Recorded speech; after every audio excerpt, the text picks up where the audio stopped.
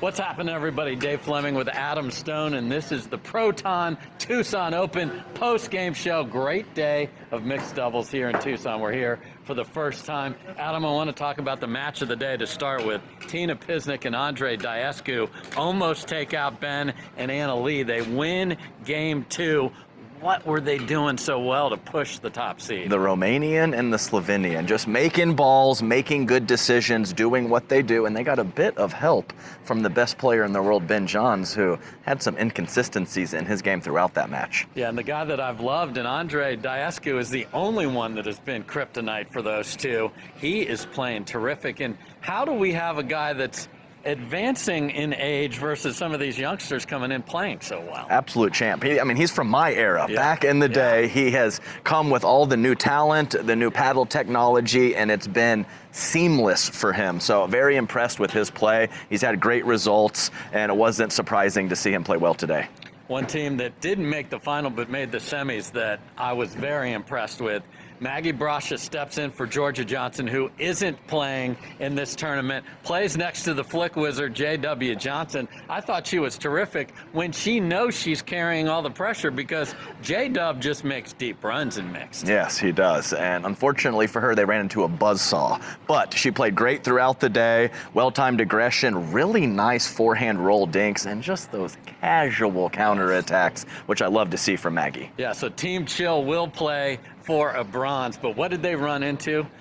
Man, they ran into a hurricane. Tyra Black and Christian Alshon have just been wrecking people. They look great. What makes them so special? Well, it's elite athleticism and movement, and Tyra Black has been playing so consistent. She is not missing, playing the quality defense, setting up as many opportunities as possible for Christian Alshon to do the special offensive things that we know he loves to do.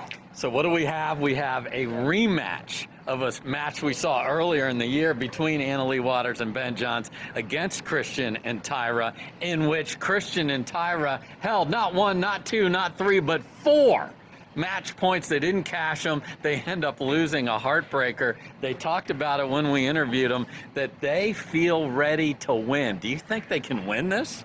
I feel ready for them to win, and I'm going to call it right here. Whoa. I think they take down Ben Johns and Anna Lee Waters on Sunday. Christian Alshon, Hurricane Tyra Black, my pick to click. Okay, so there you have it from my man Adam Stone. So that's what happened today. Now let's talk about tomorrow. We've got men's and women's doubles will play through to the semifinals. Let's start on the men's side first.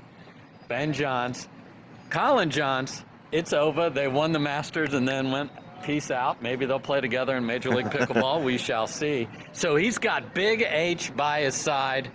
Can that be beaten? That's a fantastic question. I'm going to go with no, Dave. Okay. So that is my number 1, Ben Johns, and my number 2, men's doubles player. Hayden Patrick-Quinn, not the best day in the match that we called on championship court in mixed. I think he's going to recover in a big way tomorrow. I don't see anyone giving them trouble, even though they are a new partnership. Sometimes the middle can be an issue, but the talent is just too immense for those two. They're going to get it done. What's H going to be able to do to make Ben, I can't even believe I'm going to say this, even more effective? Exactly. So I think it's just the offensive nature that Hayden Patrick-Quinn plays with. So he can set up with the aggressive dinks, but he's going to be speeding up at a much higher clip than Colin Johns and just funneling that ball over to the forehand put-away power of Ben Johns. Because the grand total of speed-ups on the backhand from CJ, Colin Johns, has been 0 off the bounce. Big H is going to be firing and Ben's going to be cleaning up. So look for that. Now, all you Swifties, and I'm not talking about getting ready for the Super Bowl, Tay said, you never, ever, ever getting back together. Well, guess who did? Riley and Matt are back together and playing. What do you expect to see from those two? Well, very similar. It's going to be the forehand speed up of Matt Wright and the forehand cleanup of Riley Newman. They did it so well for so long. They're comfortable with each other. They know exactly what the other player is going to do. So I think they're going to play just fine. And if they don't make a deep run tomorrow, I will be surprised. The problem that they do have is they are in the quarter of Ben and H. Oh. So their draw could create a big problem for them. Now let's talk about the ladies. We'll get to the big matchup that everybody's looking for, the rivalry. The question is, can anybody jump in there? First, let's talk about Etta Tuionatoa, okay? New name for Etta Wright. She's going by her maiden name now, playing with Megan Dazan. Can they find something to beat either the girlies or AL Dub and CP? I mean, I think that they can, and a year ago, they were kind of that number 2 team that really was on the precipice. There's been a bit of a plateau, and of course, the field rising in level and skill. So I do think that they can do it, but they're going to have to play at their absolute best if they do want to compete with the top teams. Yeah, so when you look at the draw and you see Tuionatoa, who's this new player? It's our beloved Etta Wright. The other team I want to look at is Tyra Black, playing unbelievable, playing with Paris Todd, who is in the singles final. Could that be the team that does some damage? Yeah, absolutely. On paper, it's a fantastic team. As you mentioned, Paris Todd in the singles final, tough mental competitor.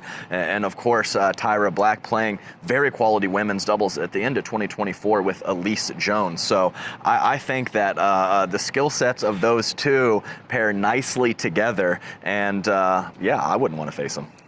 So what we're definitely going to have tomorrow is ticked off girlies, because both Anna Bright and Rachel Rohrabacher got run out of the gym as they advanced onto this court that we are on right here in mixed doubles. They are going to be playing with a chip on their shoulder. That's not good news for the rest of their half of the draw. Dialed. They are going to be dialed. Other players might crumble on the previous day's mistakes that they made. That is not Rachel Rohrabacher and Anna Bright. They are going to possibly have more pep in their step tomorrow, if that's even a thing for them, as they are always playing with lots of energy. But it's the rivalry people want to see. They have some roadblocks in their way, but of course, I do believe we are going to have those two teams facing off on Sunday. And that, of course, would be Anna Lee Waters and Catherine Parento, the top seed. Catherine has played very little here.